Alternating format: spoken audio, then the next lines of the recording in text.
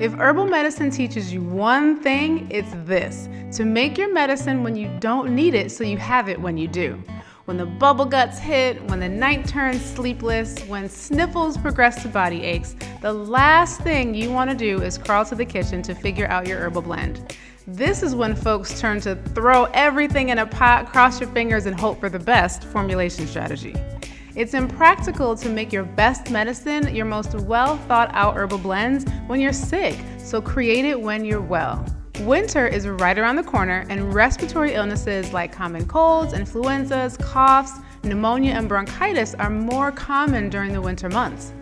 If you and those in your household typically fall ill during winter, then now is the time to think ahead, be proactive, and make your winter medicine.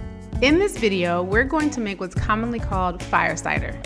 The herbal world attributes the origins of Firecider to renowned herbalist Rosemary Gladstar. I'm not contesting that, but I will say that many people from a wide range of cultures, like Black folks from the South and the Caribbean, have used these kitchen ingredients to make similar medicine. And medicinal vinegars, which is essentially what this is, have been used as herbal preparations for thousands of years. And that's the thing about herbal medicine and people. Because plants are accessible to us all, its wisdom belongs to us all as well. The ingredients we're going to use in today's Firecider include apple cider vinegar, onion, garlic, ginger, horseradish, orange, turmeric, rosemary, thyme, cinnamon, and peppercorn. And because we have some fresh stinging nettle leaf on hand from a farmer, it's so delicious sauteed, I'm going to include stinging nettle leaf as well. And this is the thing to note: don't feel boxed in by these ingredients. Vinegar extracts and oxymels, which are vinegar and honey extracts, are extremely versatile. You can have fun here, add different spices and herbs, and use seasonal fruits and vegetables. This medicinal preparation is not just for the winter months.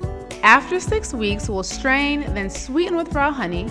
We drink a shot a day as prevention and multiple times per day at the onset of any symptoms should that happen. You can drizzle it on salad, cook with it, use it as a marinade, use it as the base for other sauces as well. So let's start making our Firecider. So here we're starting with our turmeric. I used way more turmeric than most recipes call for because I love it. I used about 6 small rhizomes. I chopped them up into smaller pieces, and then I really wanted to get it even finer. So up next you'll see that I'm going to add it to the food processor.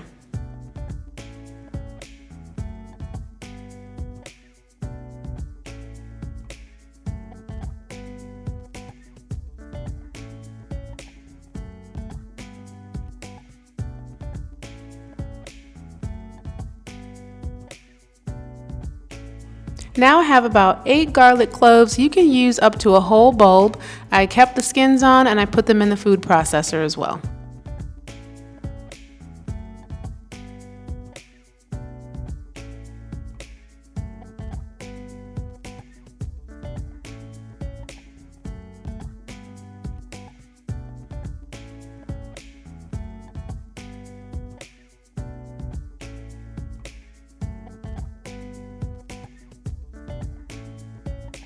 Next, I have a whole red onion, and again, I'm going to take off the ends and then pop it into the food processor to get a finer chop.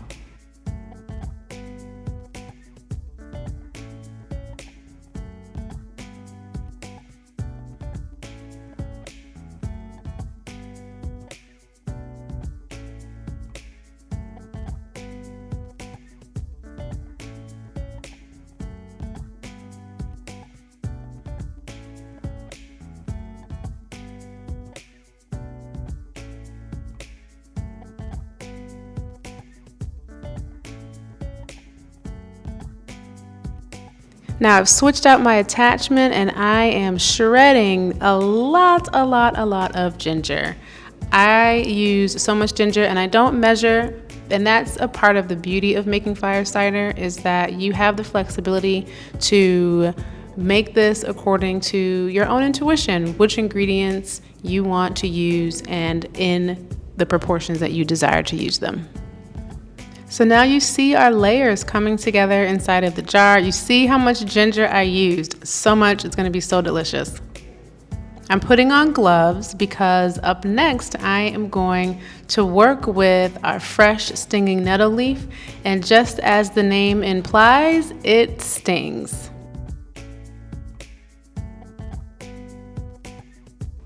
I'm just using a knife to tear the stinging nettle leaf into smaller pieces. It helps to break the cell walls of the leaves so that the vinegar can penetrate into the leaf material. And also it makes it a little bit easier to get inside of the jar. As you can see, I am packing my jar. Now I'm adding some spices. We have cinnamon, pink peppercorns from Cape Verde, rosemary from our garden, thyme also from our garden. Up next, we are working with horseradish. You definitely want to make sure that your area is well ventilated when you're working with horseradish, and you want a much sharper knife than what I used. I peeled the skin off of the horseradish, and then up next you'll see that I'm going to add it to the food processor using the shredder attachment just like I did with the ginger.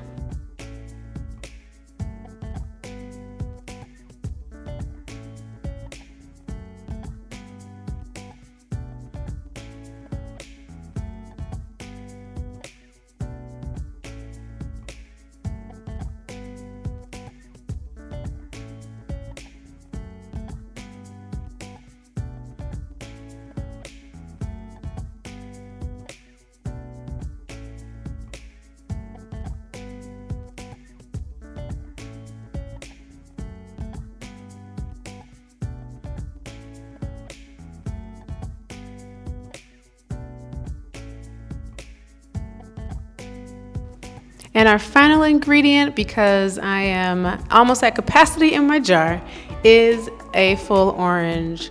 And so I'm chopping it into smaller pieces, and then you'll see that I squeeze the juice out and then add the full orange into the jar.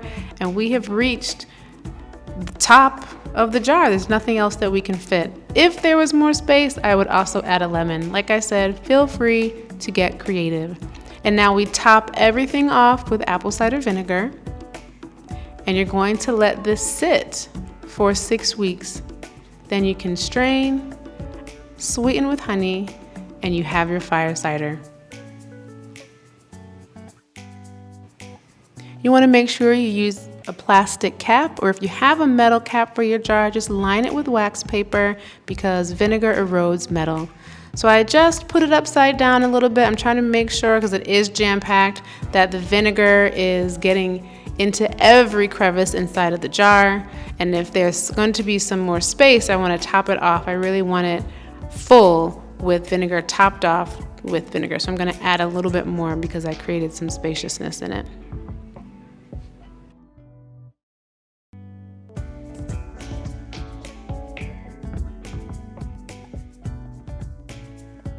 If you think about how the body needs to be supported during respiratory complaints, Firecider ingredients check every box. Let's run it down. This medicine reduces inflammation and is decongesting, helping you breathe better and relieve blocked sinuses. It helps to induce sweating to regulate fevers. It thins and reduces mucus production, relaxes the nerves, reduces pain, body aches, and headaches that are associated with inflammation, stimulates detoxification, promotes lymphatic drainage, and opens the channels of elimination so that the body is just better equipped to cleanse and clear the toxin accumulation, and it stimulates white blood cell production so that your body is overall better equipped to fight the infection.